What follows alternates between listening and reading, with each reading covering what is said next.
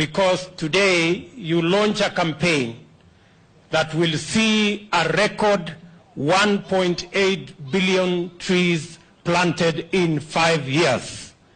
It has never been envisaged before, but you did instruct the ministry to formulate this program that you yourself have signed off, and you have come here to launch it yourself so that it is clear to all and sundry that this campaign of massive tree planting around Kenya is a campaign that is led by you, that is driven by government, and Your Excellency, it is significant because the planting of 1.8 billion trees in Kenya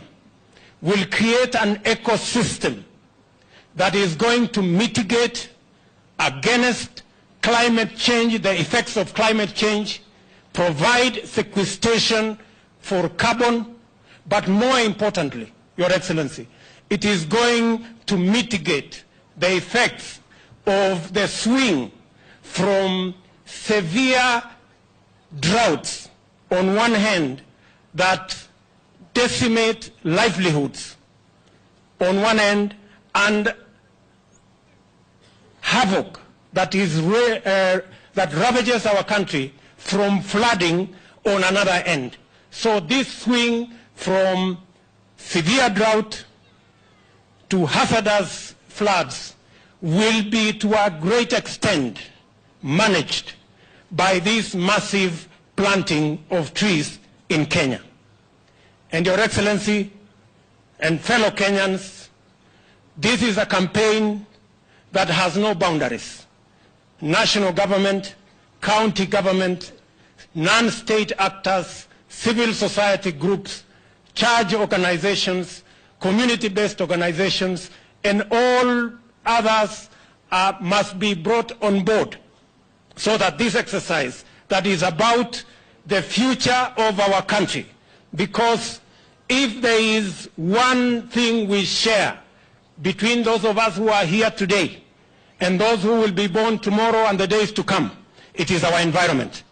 And by looking after our environment, we will ensure that we will hand over to the next generation an environment that can support livelihoods and that can ensure that we have an earth to live in. Your Excellency,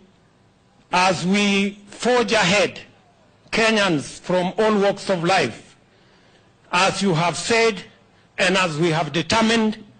this is not the time to continue matters politics. Now is the time to roll up our sleeves, tighten up our belts, and pull up our socks and get to the business of transforming Kenya.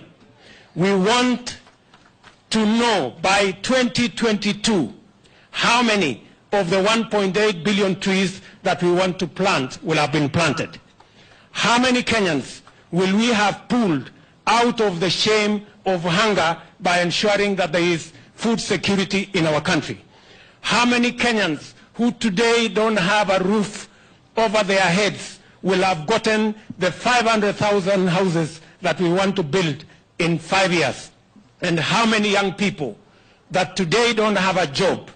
our manufacturing drive will have given them jobs? That is the focus that you and all of us in government are focusing so that we can transform our country. And Your Excellency, I want to commit that all those who work under you,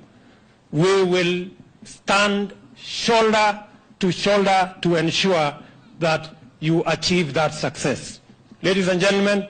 with those many remarks, it's now my duty to request His Excellency the President of Kenya